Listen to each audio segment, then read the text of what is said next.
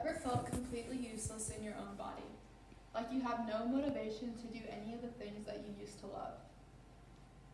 The laundry is piling up and you know you should do it, but you just don't want to. And you haven't showered in 3 days. This is what it can be like living with a mental health issue or a mental illness. Now I know what you might be thinking. What's the difference? There can't be that big of a difference. And it's not too big of a difference, but there is a difference between the two. According to the information accessed April 17, 2022 from the cdc.gov, mental health is defined as our social, emotional, and physical well-being. On the other hand, according to the information accessed April 16, 2022 from McLeanHospital.com, which is a Harvard Medical School affiliate, mental illness is defined as a diagnosed condition that affects the way we behave or think. According to the information accessed March 17, 2022 from the National Alliance on Mental Health.gov, there are currently 52.9 million adults living in the US right now. Out of these adults, every 1 in 5 will be affected by mental health issues.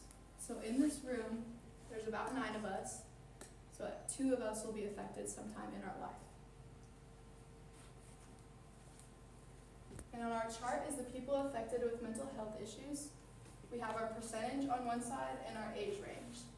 So around 29% of people ages 18 to 25 in the US are dealing with mental health issues. Around 25% of 26 to 49-year-olds are dealing with mental health issues. And then around 14 to 15% of people ages 50 and up are dealing with mental health issues.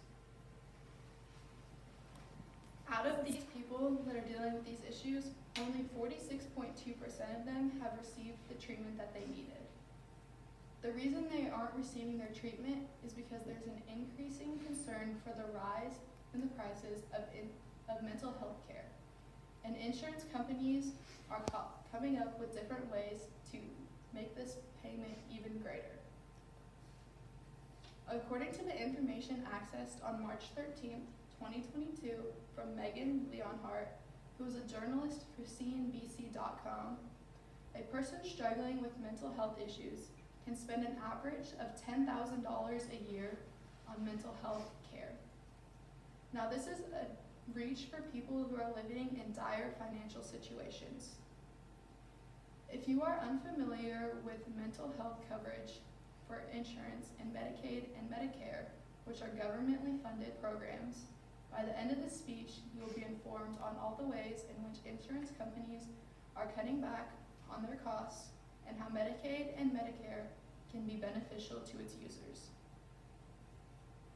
Let's first discuss the problems that patients have to deal with when they're trying to find insurance coverage on their mental health care. Insurance companies are coming up with clever ways to limit the amount of money that they spend on insurance.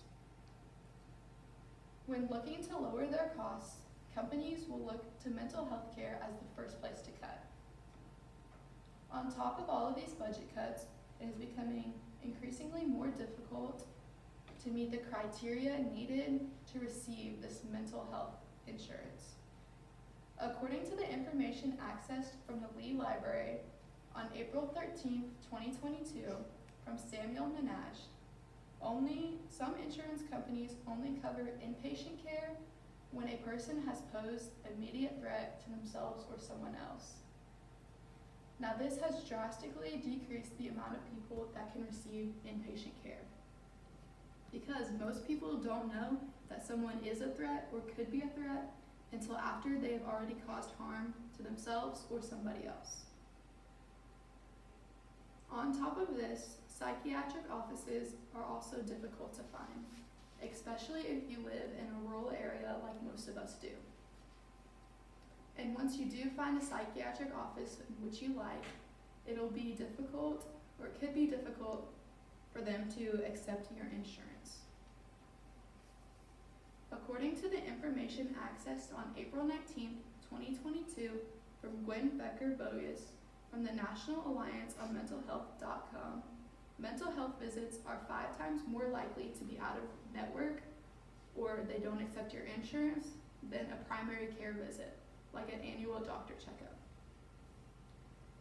Only 56% of psychiatric offices accept some of the most common commercial insurers. And this leads to people being undiagnosed, misdiagnosed, or receiving inadequate treatment from other psychiatric care.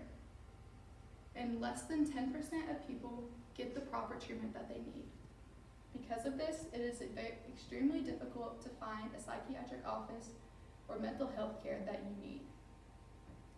Now, there are 2 government-funded programs that help with this, Medicaid and Medicare. They are funded either through the state or federal government. Now, these do help some people out, but it's not enough. The people that can use these programs are few and far between. According to the information accessed on March 13th, 2022, from Elson Blunt, Medicaid is more generous than some of the commercial insurers. Before the Affordable Care Act, not a lot of people were able to use these programs, but since then, it has allowed for 66 million more users to be added to the program since 2018. And because of this increase, insurance companies are also more likely to accept it as a form of insurance.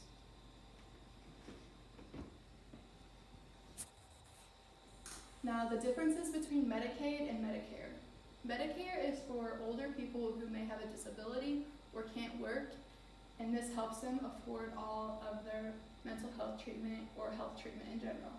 And then Medicaid is for individuals and families who are on the lower income bracket and may have a harder time paying for their mental health care needed. Now, as you can tell, these are great programs for people in need, but some people don't support it. In conclusion, insurance companies have made it very difficult for people to get mental health care coverage. From cutting budgets to not accepting insurance companies and not accepting Medicaid and Medicare as possibilities, it has limited who has access to mental health care. Paying out of pocket can be draining the bank for some people. The financial burden for people dealing with mental health care in the United States is estimated to be around $518 million. This is leaving many people untreated. According to the information accessed on April 20th, 2022 from the American Psychological Association, only 12.7% of the population have felt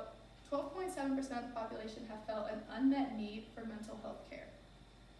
The more you know about how insurance and governmentally funded programs affect mental health care, the more you will be able to assist someone in need who is going through these.